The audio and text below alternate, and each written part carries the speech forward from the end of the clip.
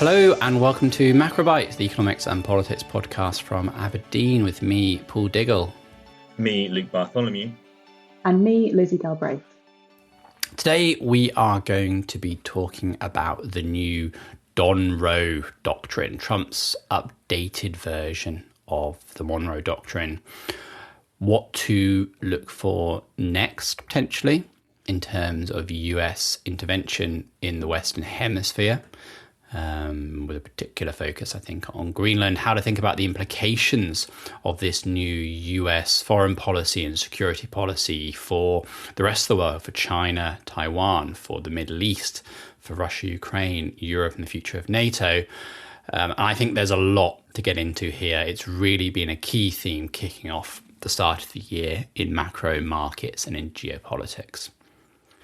So let's maybe start by just outlining a little bit of what the new Monroe Doctrine, what the Donroe Doctrine is. It comes out of the new US national security strategy published at the end of last year, in which the Trump administration is laying out a more assertive US geopolitical primacy in the Western Hemisphere. So the US national security strategy talks about it being in the US's strategic interest, security interest, that the Western Hemisphere is stable, well-governed, discouraging mass migration into the US, where there is less what the US calls narco-terrorism and drug cartels, transnational criminal organizations, and importantly, that the Western Hemisphere is free from hostile foreign incursions or ownership of key assets.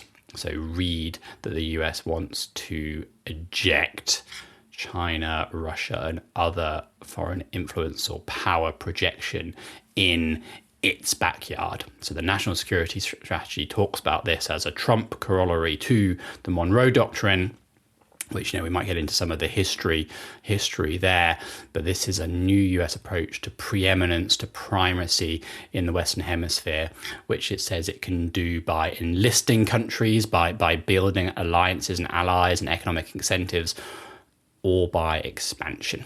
And of course, we've had very interesting and dramatic demonstrations of what that means already at the start of the year with US intervention in Venezuela.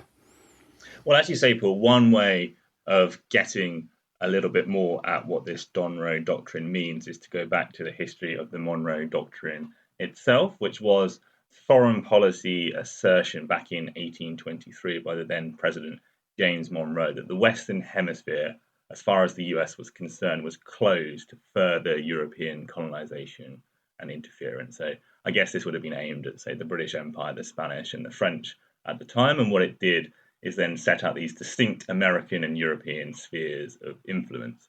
And what's quite notable about that assertion at that time in 1823 is, frankly, the US didn't really have the ability to enforce it militarily. It was an aspirational doctrine, a statement of what the US wanted to become in the hemisphere. And I suppose perhaps another irony, given how history unfolded in some ways, is that it was initially welcomed by a lot of Latin American countries who didn't want to see further European imperialism. And then at the same time, or broadly concurrent through the 19th century, along with the Monroe Doctrine, was also this idea in US domestic and foreign policy of manifest destiny, the idea that the US had some historical calling or geopolitical reason, at least, to expand westwards, become a continental power, to form, as it were, an empire of liberty, as it was sometimes described as at the time. So the US is this geographically growing power, and I suppose that sort of history might be relevant for thinking about how Trump is approaching the Greenland question. And then through the 20th century, what, as we discussed, was an aspirational idea for the US to be able to assert its dominance in the Western Hemisphere, then became something it could do with very real hard power. So the Monroe Doctrine was invoked multiple times by various different presidents to justify a range of interventions in Latin America, starting back with invasion of Cuba at the turn of the century, then, of course, various interventions in Cuba in the second half of the 20th century, the Bay of Pigs in 1961 and everything else that went on around then, interventions in Panama in the 80s, various other actions in Latin America in the context of the Cold War and to deal with drug trafficking, securing the Panama Canal and the like. But the point is that there is this long history of the US making these quite strong claims to sovereignty or dominion in the Western Hemisphere. And that type of foreign policy by the US had sort of fallen out of favour over the past few decades. We hadn't really seen so much of a focus on Latin America from US administrations, and the focus had moved increasingly towards the Pacific. So while there's a very strong historical link to previous administrations in this national security strategy, it is a bit of a shift from where we've seen more recent administrations focus their attentions over the last 20 years or so. So when we look at what this means in practice going forward into 2026 and beyond, one of the big factors to consider is that there is actually a really big electoral season coming up across Latin America. And in line with this new national security doctrine, we assume that the Trump administration is going to take steps in some cases to try and increase its reach across the region by supporting allies in these elections or potential allies where they are opposition candidates. So there's quite a few elections coming up. As I mentioned, one of the biggest in the electoral calendar is going to be Brazil, where incumbent President Lula is not necessarily someone that you would consider to be fully aligned with the Trump administration. So there's potential here, we think, for some level of US policy intervention to support opposition candidates. And President Trump has previously taken steps to support former President Bolsonaro in his ongoing trial as well, levying tariffs on Brazil to try and pressure them to take alternate steps there. So we think that there is potential here that the US takes further steps to support the Bolsonaro family in upcoming elections or in further trials taking place. That could involve more tariff threats. It could also potentially involve more of what we've seen previously in Argentina, which is potential for fiscal support if voters deliver the type of outcome that the US is looking for. So not necessarily intervention in a military sense, but certainly one to watch as the election season in Brazil draws closer. I suppose, Lizzy, what's interesting there is that, like you say, you don't just need to have what is increasingly in US foreign policy circles called kinetic intervention, military intervention. There are carrots as well as sticks. It could be support to ideological allies. You saw that in Argentina, where this swap line was extended to Milei, the Milei government, ahead of midterms there to support the economy and bolster an ideological ally. In Brazil's case, throwing their weight behind Flavio Bolsonaro, the sort of successor to the Bolsonaro family, there could be part of that. So it's carrots as well as sticks, albeit the US does now have this very big stick that it is going to increasingly consider using across Latin America. Yeah, it is important to remember that the policy toolbox that the US has is significantly broader than just military intervention. So although we are drawing these historical parallels, and the first thing that maybe comes to mind is previous military intervention by US governments past, there are other measures that can be taken. These are also important tools that this administration is going to be considering, depending on the context. But we shouldn't also forget that at various points, President Trump has threatened military intervention, or at minimum, very significant unilateral law enforcement intervention in some countries, particularly where there is some level of drug trafficking problem or US concern about drug flows. So one country where we've maybe seen concern about immediate US intervention abate slightly, but there's still some level of risk there is Colombia, which is a very notable drug producing country, drug transit country, both Some fentanyl flows seem to originate from there, but primarily as a source of cocaine into the US. And the US government has said that they don't believe the Colombian government is doing enough to stem those flows. They also have concerns about the power that Colombian drug cartels have over Latin American production and flows more generally. And we've seen President Trump hint at various points that if the Colombian government doesn't take greater steps, that they may take military intervention themselves to address those cartels. So again, we're not talking necessarily about regime change there, but we are talking about unilateral intervention to address what the US sees as a serious national security issue. And Colombia is another one of those countries where there is an upcoming election with a incumbent that the US doesn't necessarily fully align with, where we'd be watching to see what the US does to potentially shift that outcome. I mean, it is very interesting that narcotics are such a big part of how the US is conceiving of security in the Americas and the necessity of intervention in Latin America, whether it is fentanyl or cocaine was sort of one of the things thrown into the mix vis-a-vis intervention in Venezuela. As you say, Lizzy, Colombia and Venezuela not so much being involved in the fentanyl trade, but more in the cocaine trade.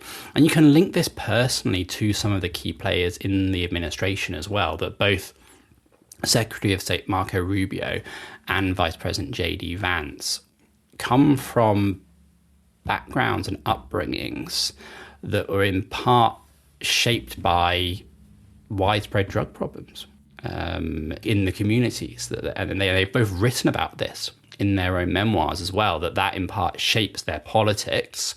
Obviously, it's shaping how the Trump administration now is making foreign policy as well. So I think it's going to be a big factor in the sort of intervention that we may see in Colombia or elsewhere. Yeah, we've spoken at length about how national security strategies, led by the US, but increasingly in most other countries as well, the concept of what is national security has broadened out considerably over the past decade or so. It now encapsulates trade, it now encapsulates critical vulnerabilities in your supply chains. But for the US, it also is increasingly about drug flows and particularly fentanyl. But we shouldn't also forget that cocaine and cocaine finance cartels are still a significant US focus. And that is a driver of US policy priorities and behavior going forward as well. We've seen that with some of President Trump's comments around Mexico as well, where President Claudia Sheinbaum has been, by all accounts, a very good manager of Trump. She's been able to navigate that relationship fairly successfully. But we still see these occasional comments from President Trump about the power of drug cartels in Mexico and whether or not the US should be taking further action there, further military action to try and stem that risk. So it is still very much on the mind of US policymakers. And as you said, it's not just about President Trump and his focus, but about other senior leadership in the Trump administration as well. But there are other factors at play as well, particularly when we look at countries like Cuba. The Cuban regime has long been a focus of Secretary of State Marco Rubio. He's of Cuban heritage, and he has spoken at length over the course of his career about the need to do more to ensure that the Cuban people can transition away from the current system there and towards a more democratic regime. So we've not really seen too much in terms of US direct action against the Cuban regime so far, but we did see when they were taking action to remove the Venezuelan president, Nicolas Maduro, Venezuelan sales of oil to Cuba were also cited as a sort of a rationale there, that they were helping to sort of prop up the Cuban system as well. So there is I think, a feeling in some parts of the Trump administration that by taking away some of these dominoes in Latin America that allow these regimes to sort of support one another, you undermine the sort of the broader system of more geopolitically unfriendly nations across the region, Cuba being one of them. And then, of course, there's Greenland. And we've talked on the podcast before about the US's interest in Greenland, but I think it is worth going over those again, because which of those interests turn out to be more important or be the driving factor in current US thinking, I think will go a long way to determining what turns out to be a satisfactory outcome for the US. So, of course, part of what's going on is a question of security in the high north, as it's sometimes called, and that's especially so with sea lanes opening up and Arctic transit becoming more possible amid climate change and the ice melting. It's about resources, it's about great power competition, the idea that the US has that perhaps Russia or China might move into this space, which is important to US security. Then I think there's a thought that the US believes that Denmark is just not taking seriously enough the strategic stakes of Greenland, that it has in some sense allowed this drift towards independence in Greenland. You know, there might be some voices in the administration that thinks Europe as a whole doesn't have the civilizational confidence to assert the reason why it should continue to have sovereignty over Greenland, why it shouldn't just give in to claims of independence from the Greenlanders. And from the US's perspective, it just wouldn't be serious from the perspective of great power politics to allow somewhere of such strategic significance as Greenland to become independent. And then there's also the fact that an expansion of the US gaining more territory could be important to US national prestige. Maybe it's part of this manifest destiny. In a sense, maybe it's the Monroe Doctrine and kicking another European quote-unquote colonial power out of the Western Hemisphere, Denmark in this case being the colonial power. And, you know, there's this thought that maybe Trump, as a real estate mogul by background, just likes acquiring territory, real estate. And then there's also the fact that at this point, maybe the administration has sort of painted themselves into a corner that something needs to happen. They've talked so much about the importance of Greenland that they end up losing face, losing credibility if they back away without something that they can credibly claim is a win of one form or another. And that's something that's quite important when we think about the range of options here. It should be noted that Denmark has already put an offer on the table to the US, and one that would entail both defense commitments from Denmark to bolster the security situation on Greenland itself, but also would invite an enhanced US military presence there too. So we do see some scope here for a US deal that does involve some sort of expanded access, both in terms of economic rights to explore critical mineral mining, oil and gas in and around Greenland, as well as quite an enhanced military presence, likely primarily US, but also potentially NATO troops more broadly as well. But there is still this question over whether or not that's going to be enough for the US, whether or not there's actually not really much desire on the part of the US to allow this to continue under the Danish flag more generally. Yeah, and Trump's spoken, hasn't he, Lizzy, about there's some sort of qualitative difference between owning the territory, the real estate, and sort of leasing it or being allowed by Denmark to sort of get everything they seemingly want out of Greenland, an expansion, military expansion, you know, put more troops onto the Thule air base, do some minerals exploration, but when it's a lease back or the US is being allowed in versus actually owning, having sovereign ownership in some way of the territory. And I do think overlaying, as you did, Luke, Trump's real estate background, the very long-term history of US expansionism, of manifest destiny, it is important here. Flippant or strange or bizarre as it sounds, that is, I think, a big part of the dynamics here. It's not just high politics and geopolitics and great power competition. It's also tied up with the personality of Trump and his background and the fact that owning this real estate in some sense does seem to matter.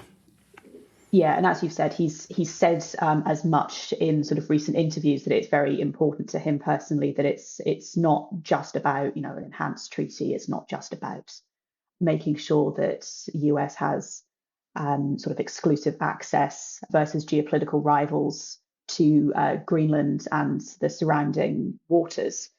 It's about that kind of being able to sort of stake your claim to strategic territorial points, and that has the potential to involve some quite difficult negotiations over the next few years with Denmark. So there are some options out there where Greenland could shift from being part of the Kingdom of Denmark to potentially something like a compact of free association with the US, which is a tool they've used in other instances as well. But it's a complex path because it involves Greenland having to declare independence from Denmark first and then enter into this alternate agreement with the US. And it should be noted that the political position of Greenland seems to be seeking its own independence, although the time frame for that continues to be subject to debate. But there isn't necessarily a sort of a big groundswell of support so far among Greenlanders for either necessarily staying part of Denmark over the long term, but joining the US or having some sort of association with the US either.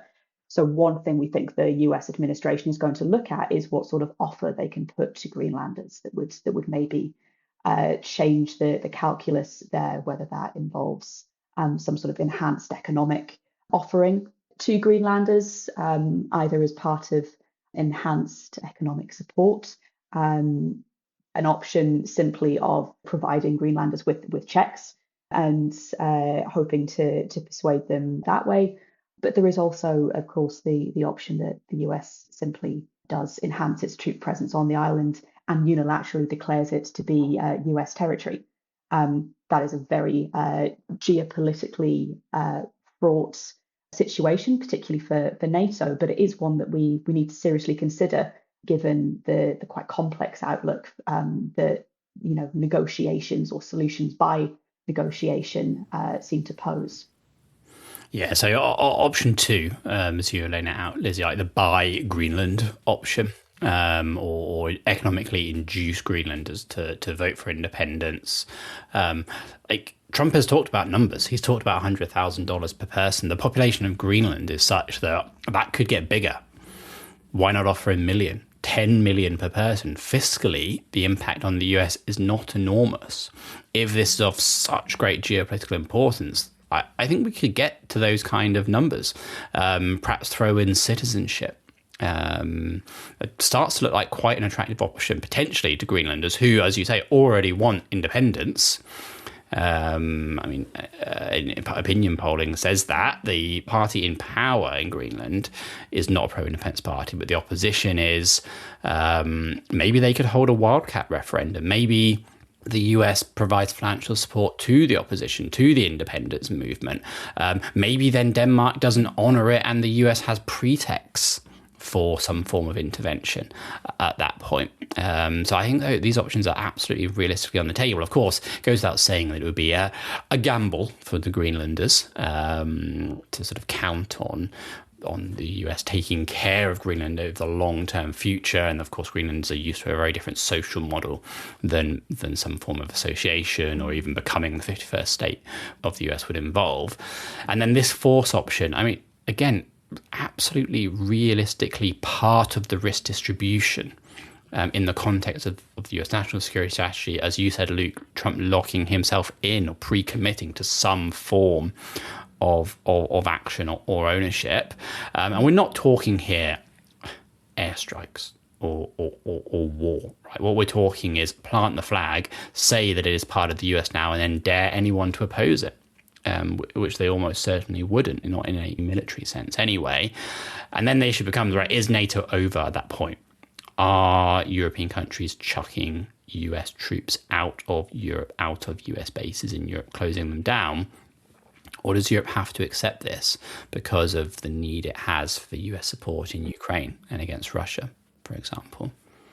There is a little bit of a brass tacks issue Paul, when it comes to writing checks of really large sizes as to where that money comes from, which budget that comes from, and whether Congress is willing to approve a budget that would be needed to finance those kind of transfers. Maybe it comes from the military budget. Trump has just asked for a very large expansion of that. But yeah, there are potentially domestic political hurdles to some of these moves that are worth noting. But yes, I mean, it is also true that just the vast size of the US economy compared to how small Greenland is does mean that some rather temptingly large checks can plausibly be written.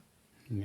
Why don't we talk a little bit about implications outside of the Western Hemisphere then of this new Donroe Doctrine, of the US national security strategy and approach to foreign policy? Because I think the one that's immediately on the agenda and where we may see some form of action very soon is in Iran, where you have these large anti-regime protests on the streets amid collapse of the Iranian economy and long-running opposition there. And I think at this point, some form of US military intervention is probably base case. Trump has almost said as much in various True Social posts. It would be a lot more consequential than in Venezuela. Iran is a much larger supplier of crude to the global market. It's adjacent to the strategic choke point that is the Strait of Hormuz, this maritime shipping lane through which oil flows come out of the Persian Gulf. So it affects potentially not just oil supply from Iran itself, but from a lot of the Gulf state producers. And given the factions in Iran, the ideological, national, even sectarian cleavages within the country, the scope for a complex state collapse is just much larger. And of course, we've already seen some premium built into oil prices on all these kind of concerns. But at the same time, the oil market is in a state of oversupply. $65 a barrel are fairly low by recent standards, and a lot of forecasts we've seen have oil prices drifting lower still over the course of the year. Perhaps other OPEC states would be willing and able to increase production should Iranian supply be curtailed, and so long as they can still get it out of the Persian Gulf through the Straits of Hormuz. So, yeah, notwithstanding that US intervention in Iran could kick off a whole load of complex consequences, that probably doesn't include oil at, say, $100 a barrel, at which point it's actually really threatening the global economic cycle, the expansion. It's recession threatening, and it's seeing a very large re-emergence of inflation pressure.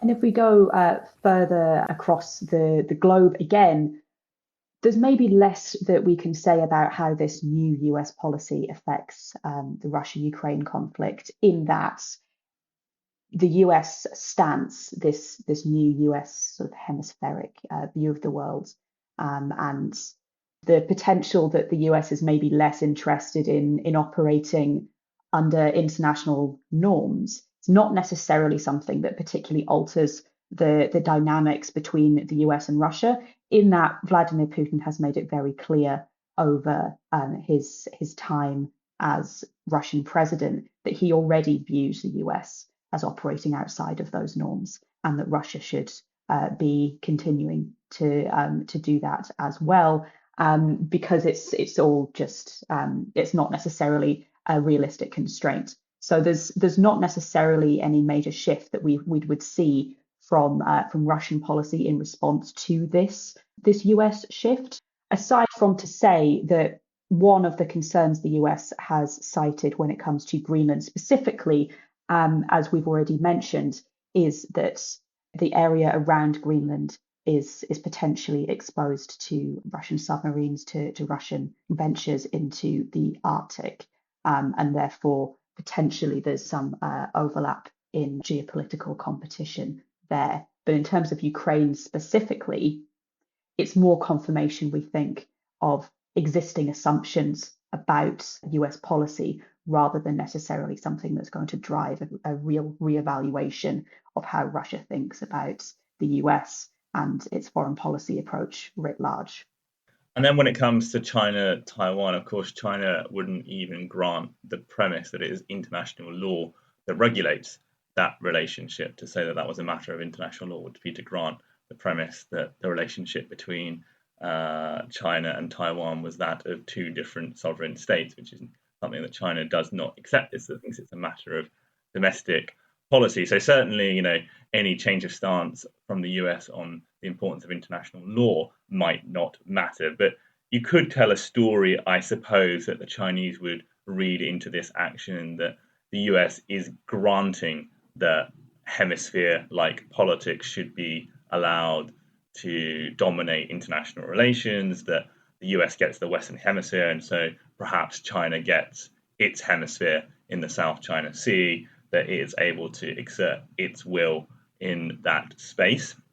Alternatively, you might think that what China takes from this is that there's been this demonstration of US military might, and that's salutary for China. That's certainly something that Trump would like to say. And, in particular, Venezuela was, somewhere that China was working on as a proxy state. It was, not particularly important supplier of oil to China, given the size of Chinese oil imports, but was nonetheless an oil supplier. So in a sense, Venezuela has been taken off the board as a China proxy, and maybe it's a demonstration to other potential states that lean towards China that maybe having the support of China isn't always that helpful in a pinch, that the US can indeed come and intervene, and maybe that might be a lesson that other countries have taken from this. So you could see it sort of cutting in both directions when it comes to how China thinks about Taiwan as a consequence of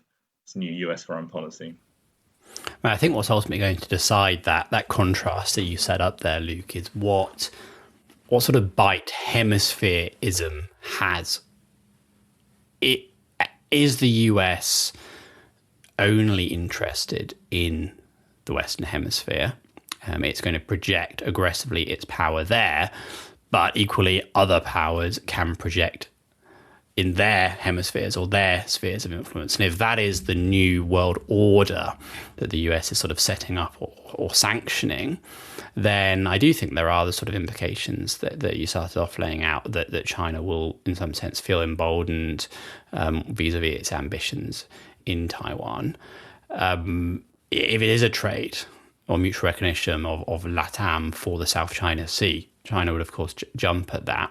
Or is it the case that despite the particular focus on the Western Hemisphere, the US is absolutely still a global power?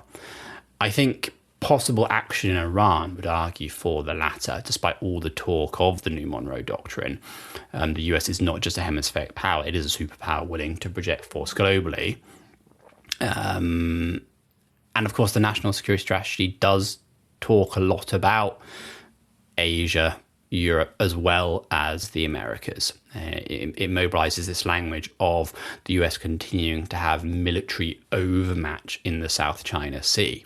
To deny China there, that still sounds like wanting to be and acting like a world power to me. And of course, we've again done previous podcasts on the critical importance of Taiwan to global semiconductor supply chains. The semiconductor production out of Taiwan is, in a sense, the oil of the modern AI economy. So there's absolutely still deep and profound economic interest that the US has in the status quo there. Okay, look, I think that's about all we have time for today. I suspect we're going to be revisiting topics of the Western Hemisphere, the Donroe Doctrine. That geopolitics is just such a big theme. It's going to turn out to be a big theme in 2026. We're going to revisit that multiple times on the podcast. We've actually got imminent episodes planned on talking about when geopolitics does or in fact doesn't matter for markets, another talking about what NATO needs to invest in, what the private sector may need to invest in alongside NATO in terms of hardware and infrastructure. So look out for those. But until then, thanks very much for listening. Please do like and subscribe to Macrobytes on your podcast platform of choice. And goodbye and good luck out there.